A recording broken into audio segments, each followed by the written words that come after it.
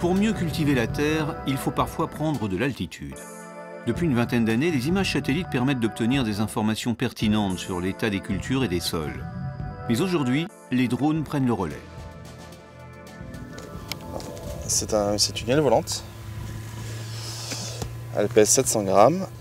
Alors, avec cet appareil, on peut voler une quarantaine de minutes. Il peut faire 80 hectares par vol, à 50 km/h et à une altitude de 150 mètres.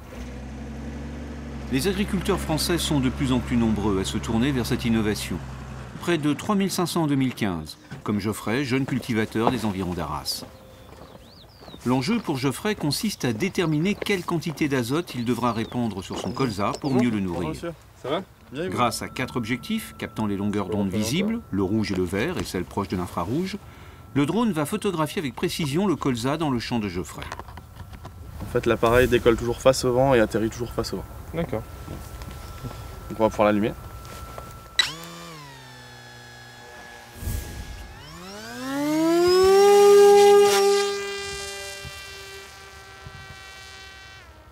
Une fois qu'il aura atteint son altitude de croisière, il va se diriger vers la parcelle et il va commencer à cartographier le champ.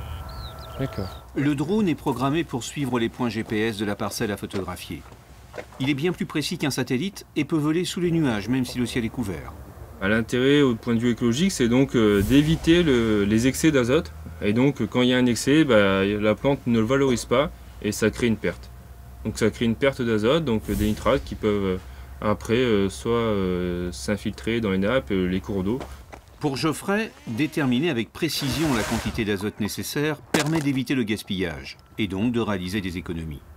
Pendant que les photographies de la parcelle de Geoffrey sont analysées, prenons la direction du nord de l'Europe. Dans le centre de la Finlande, certaines innovations technologiques sont en train de bouleverser l'agriculture. À 1 heure de route de la ville de Jyväskylä, entourée par la forêt boréale, voici l'usine Valtra.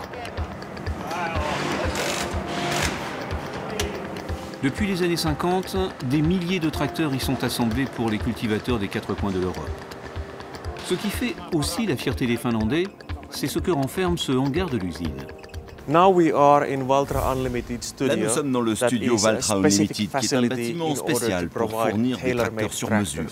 Donc si vous souhaitez quelque chose de bien particulier comme un tracteur rose, nous pouvons le faire ici. Depuis 2010, le constructeur finlandais propose sur commande un modèle fonctionnant à la fois au diesel, mais aussi au biogaz. C'est en fait un tracteur en série sur lequel les ingénieurs ont procédé à des adaptations techniques. L'intérêt de ce modèle hybride est double pour l'agriculteur. Alimenter lui-même son tracteur en énergie et réduire considérablement ses émissions polluantes. On réussit à avoir les mêmes performances pour un moteur diesel et pour un moteur biogaz en termes de puissance et en termes de réactivité. La même performance est tout à fait possible. À partir de 2020, l'objectif est de vendre chaque année 500 tracteurs hybrides d'une autonomie de 4 à 6 heures. Pour l'heure, les commandes demeurent confidentielles, car avant tout, les clients doivent être autosuffisants en biogaz. Comment le constructeur finlandais a-t-il eu l'idée de fabriquer ce tracteur hybride? Non loin de l'usine, voici la ferme Kalmari, une exploitation agricole unique en Europe. Erkki Kalmari et ses fils ont décidé en 2002 d'alimenter les véhicules de la ferme en biogaz. Ils se sont donc tournés vers leur voisin, le constructeur Valtra, en leur proposant de mettre au point un tracteur fonctionnant au biogaz. La ferme Kalmari est de taille moyenne pour la Finlande, avec 30 vaches laitières. Mais là où elle est singulière, c'est qu'elle génère sa propre énergie. Dès le début des années 90, nous avons commencé à faire fonctionner des machines au biogaz pour le chauffage et l'électricité de la ferme. Notre préoccupation était de réutiliser le fumier. En récoltant les déchets végétaux de l'exploitation et surtout les déjections des vaches, puis en les laissant reposer dans cette cuve, la fermentation génère du méthane, c'est le biogaz brut. Là, vous pouvez voir la réserve de biogaz brut. Dedans, il y en a environ 1000 mètres cubes.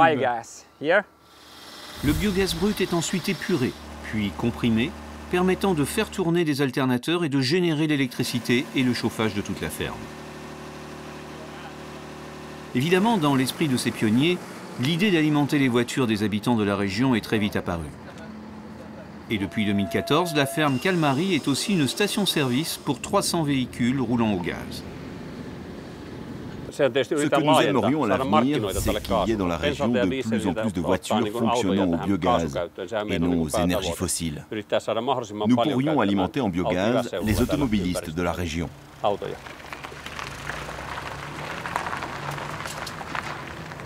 Devant un tel succès, les Kalmari ont décidé d'investir dans une unité de méthanisation permettant de doubler leur production actuelle de biogaz. Retour en France, à Arras.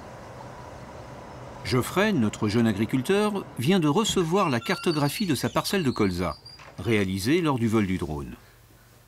Donc là, on a les zones noires où en fait le colza est le plus petit, et donc c'est ces zones-là qu'on va devoir nourrir plus, donc au printemps, pour atteindre l'objectif de rendement. Donc on va pouvoir faire des économies d'azote sur ce carré-là. Les coordonnées GPS situant les zones de la parcelle où l'azote doit être répandu sont introduites dans l'ordinateur de bord du tracteur. Elles vont le guider et déclencher automatiquement la distribution de l'azote là où le colza en a le plus besoin. Ces techniques de précision permettent d'allier agriculture et protection de l'environnement.